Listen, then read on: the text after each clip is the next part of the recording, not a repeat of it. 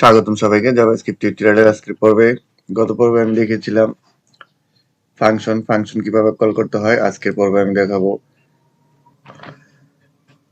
ফাংশনের মধ্যে কিভাবে রিটার্ন করতে হয় এবং ফাংশনের মধ্যে কিভাবে প্যারামিটার এবং আর্গুমেন্ট পাস করতে হয়।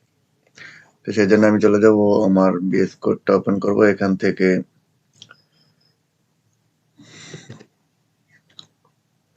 আমার ডেস্কটপ থেকে ফোল্ডারটি ওপেন করব জাভাস্ক্রিপ্টের। তো এখানে এই ফাংশনটা গত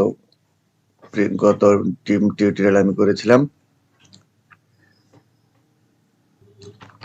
আজকে দেখবো এখানে আমরা কিভাবে প্যারামিটার এবং আর্গুমেন্ট পাস করতে পারি প্যারামিটার আকারে। সো এখানে আমি এটা কেটে দিলাম। তো এখানে আমি আর্গুমেন্টটা পাস করব। এখান থেকে মূলত ডাটাটা ইনজেক্ট করে আমি এই ফাংশনের ভিতরে ঢুকাবো। তো সেজন্য আমি এখানে দুটো ডাটা পাস করে দিলাম 5, 50 আর 60। 50 এবং 60 ঢুকাবো এবং এটাকে আমরা এখানে ক্যাচ করব, ধরবো দুইটা এখানে প্যারামিটার দিয়ে। তো দুটো প্যারামিটার দিয়ে আমরা এই দুটা প্যারামিটার, এখন আমাদের এই প্যারামিটার দুটা লাগবে না, মানে ভেরিয়েবল দুটা লাগবে না। এখন হচ্ছে এই দুটা প্যারামিটার জেড এর মধ্যে যোগ হলো। তার মানে কি এখান থেকে আমরা দুটো আর্গুমেন্ট পাস করলাম 50 এবং 60। 50 এবং 60, 50 হচ্ছে এক্স এর মান এবং 60 হচ্ছে ওয়াই এর মান, এবং এটা এখানে যোগ হয়ে এখানে রিটার্ন করলো। তো আমরা যদি এটাকে এখন চেক করি আমাদের ব্রাউজারে,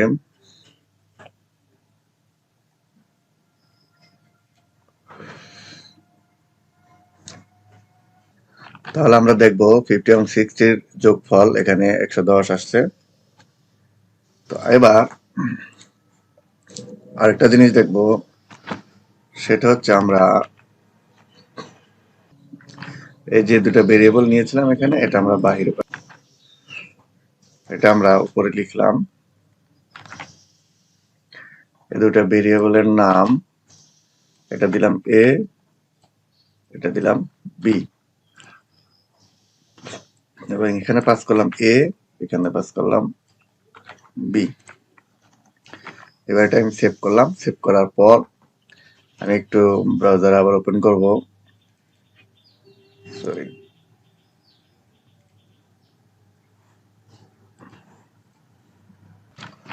তাহলে আমরা রেজাল্ট দেখতে পেলাম এখানে 30। 20 এবং 10 যোগ হয়ে এখানে 30 শো করছে। তো আমরা এখানে বুঝতে পারলাম আমরা আর্গুমেন্টটাকে ভেরিয়েবল আকারেও পাস করতে পারি।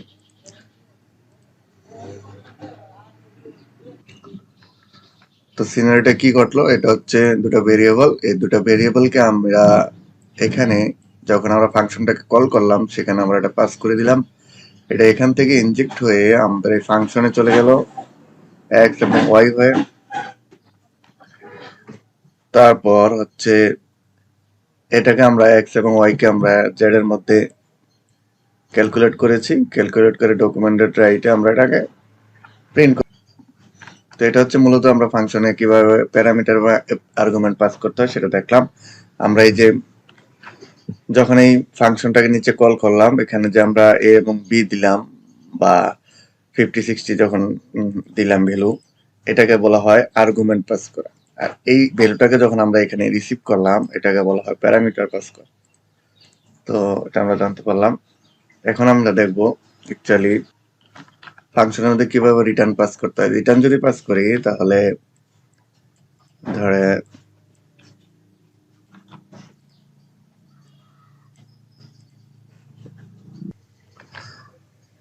তাহলে প্যারামিটার গুলো আমি কেটে দিলাম। এবার এখানে আমি দিলাম, লিখলাম রিটার্ন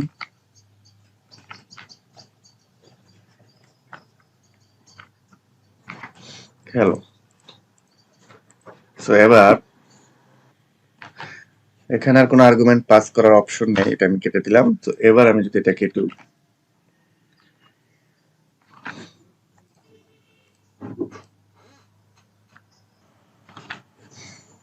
আমি এটা কেটে দিলাম, আমি এটাকে একটা ভেরিয়েবলে রেখে দিলাম রেজাল্ট, এবং এটাকে ডকুমেন্ট ডট রাইট আমি প্রিন্ট করলাম ডকুমেন্ট ডট রাইট রেজাল্ট। এবার আমি এটাকে যদি এখানে আমি চেক করি যে হ্যালো, তাহলে দেখতে পাচ্ছেন। এবার আরেকটা বিষয় হচ্ছে, যখন আমরা কোনো ফাংশন রিটার্ন করি তখন এই রিটার্ন ভ্যালুটা আমরা যেখানে পাস করি এটা সমান হয়ে যায়। তো যেরকম এখন আমরা ইচ্ছে করলে এটার মধ্যে আরেকটা স্ট্রিং পাস করাতে পারি, সেটা হচ্ছে কি ওয়ার্ড। এটা যদি পাস করাই তাহলে আমাদের এখন কি দেখাবে, আমাদের এখন আচ্ছা একটা এরর দেখাচ্ছে।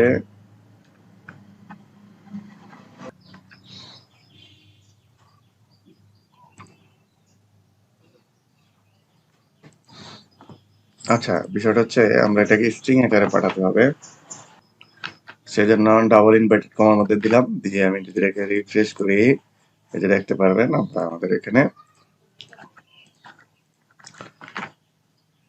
ওয়ার্ডটা চলে আসছে।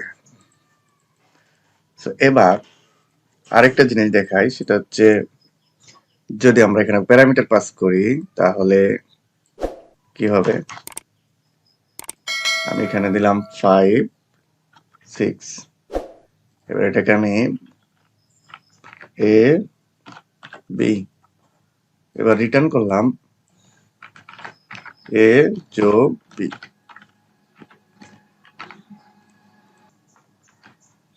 তাহলে আমি কি পাবো এখানে 11।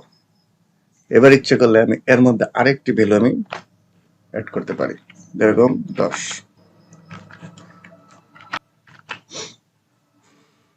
এবং এটাকে যদি আমি রিফ্রেশ করি তাহলে দেখতে পারবো কি 21। তার মানে আমরা এই যখন রিটার্ন করব তখন এই ভ্যালুটা আমরা এটার সমান হয়ে যাবে। তো সমান যখন হয়ে গেল তো এটার মধ্যে আমরা ইচ্ছে করলে আরেকটি ভ্যালু পাস করতে পারি, আরো ভ্যালু পাস করতে পারি, সেটা হচ্ছে বিষয়। তো আজকে আমরা জানলাম কিভাবে ফাংশনের মধ্যে আর্গুমেন্ট পাস করতে হয় প্যারামিটার আকারে এবং রিটার্ন কিভাবে করতে হয়। তো পরবর্তী ভিডিওর আমন্ত্রণ জানিয়ে এখানে শেষ।